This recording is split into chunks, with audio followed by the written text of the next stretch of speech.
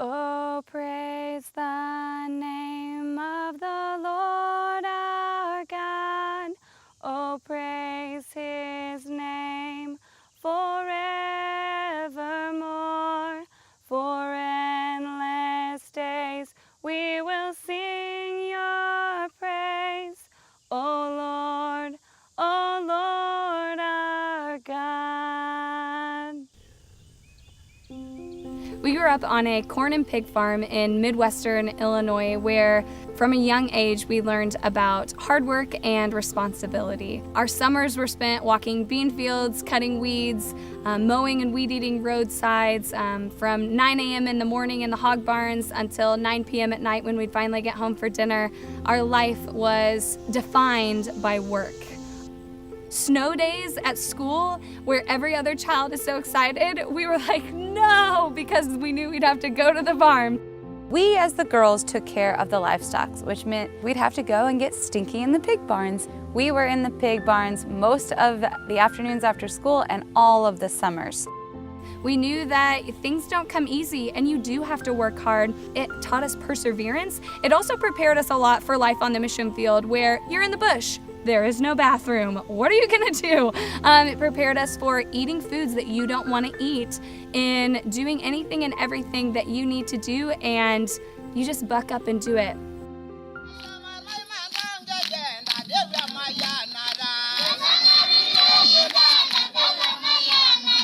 And in the summer of 2012, God took us to East Africa and we came back changed. God was starting to work in our hearts about moving to long-term mission service.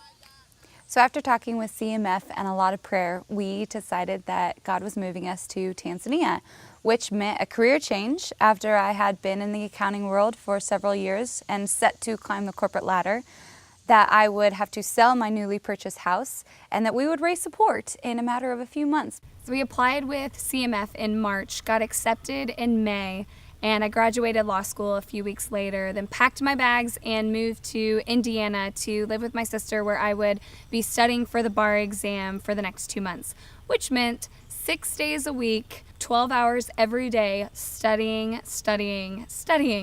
3 years, thousands of dollars of education, and it all comes down to an exam. And so that was very stressful. I remember after several support appointments where you're talking and telling people about Tanzania, that I found myself that I could no longer talk because I carried the stress in my voice and I didn't have a voice anymore. For Michelle, she got stomach ulcers because of the stress of everything that was going on. And we were run into the ground, completely exhausted, needing to get away and find some rest. I Googled and looked around, called around to different places, and whenever I saw the picture on Shepherd's Gate Inn, I remember calling Megan into the room and being like, what? I think that this is the place where we're going to stay. This mansion, what is this place? And I remember the goosebumps, the chills, the feeling of the presence of the Lord as we are coming into this place. I felt a calm, a peace, a newness that was here, and the beauty of the place was inviting and welcoming. I had these grand expectations that I was going to meet with the Lord and have an amazing time. So the first night I got my Bible and my journal and was all set to have this great spiritual experience. And about a minute later, I was asleep for several hours. And at 1 a.m., I dragged myself up to my bed. We were completely run into the ground. I could barely eat. Megan could barely speak. We were stressed out to the max and walked in with heads down and just slept, I think, for 14 hours the first night, completely exhausted and wanting to get away with the Lord, but really needing physical rest to start and then to be ministered to. And that's exactly what Chuck and Becca did. They took us in, they listened to our stories, but we didn't have to be on for them. They just spoke words of love and affirmation over us and encouraged us to just spend time with the Lord. Don't come in with grand expectations, just expect to meet God and let it be. There was so much excitement about moving to the mission field that I think God was really talking to me at Rest Ministries about needing to be connected with Him and draw back to Him. It was eye-opening that this doesn't just come naturally, and the things of this world will start to crowd out the time with God.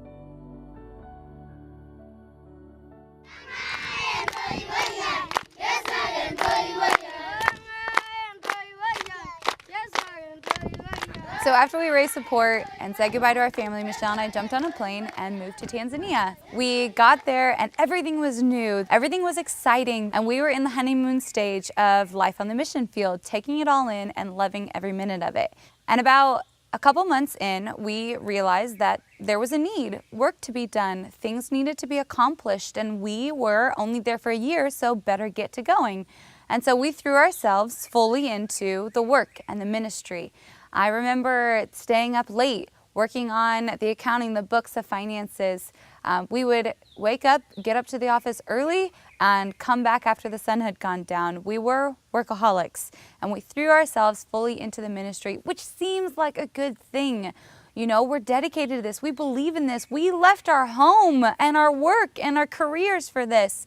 And yet, we were running ourselves into the ground again. We were working ourselves so hard that we were talking about God more than we were talking to God.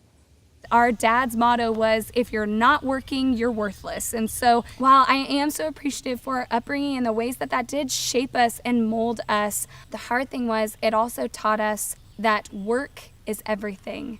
And we brought that into our Christianity. We brought that into our belief about who God was. That God was our earthly father who says, try harder, do more. But that is not the heart of the Father.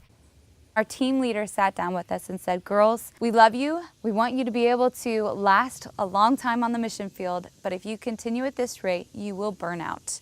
And we were commissioned by our team to come back on furlough and figure it out, talk with God, and get a new balanced rhythm of life.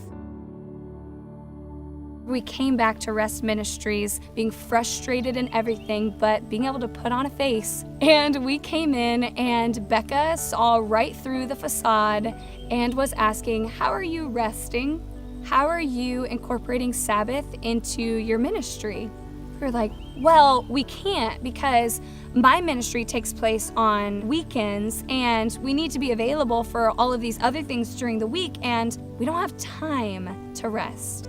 So before coming to Rest Ministries, I would say I had never heard the words rest or Sabbath. Oh yeah, it's one of the 10 commandments, but it's not really talked about a lot or practiced much. If anything, Sundays are the work days. Get involved, volunteer at your church, do more. So hadn't really been talked to about Sabbath or rest. We know that we need to rest, but what we need is relaxation. Resting with the Lord seems like work. How do we make it to where it's not work? And Chuck and Becca met with us and explained, what is rest, what is relaxation, and come back to the center of who God is, and let's find ways to apply this every day in your lives in Tanzania. So Michelle and I took a lot of time journaling and talking to the Lord about what our schedule looked like and what it would look like when we moved back to Tanzania.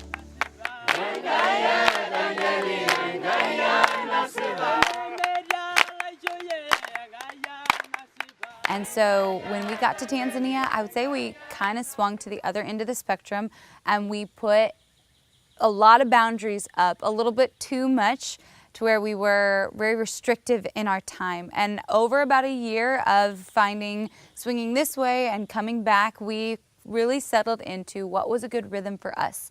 And it was my best year yet with the Lord. God was speaking and I was listening, a renewed sense of relationship where I was depending on God and He was an ever-present help in my life.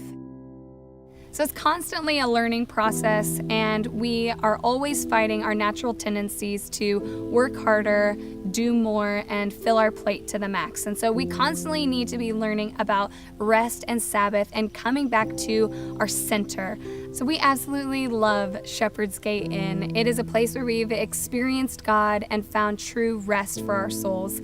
We have seen true transformation, things that have impacted us, and the ways that we view ministry throughout our entire lives. Our first couple times at Shepherd's Gate, we came definitely exhausted, and we needed to get the physical rest before we could connect with God spiritually. But this last time, I would say, we came from a place of being rested and being healthy spiritually, like having a good relationship with the Lord and feeling like we were connected with Him. And yet we still came because we knew that our relationship could go deeper and further, and that this time here would just propel us forward in that.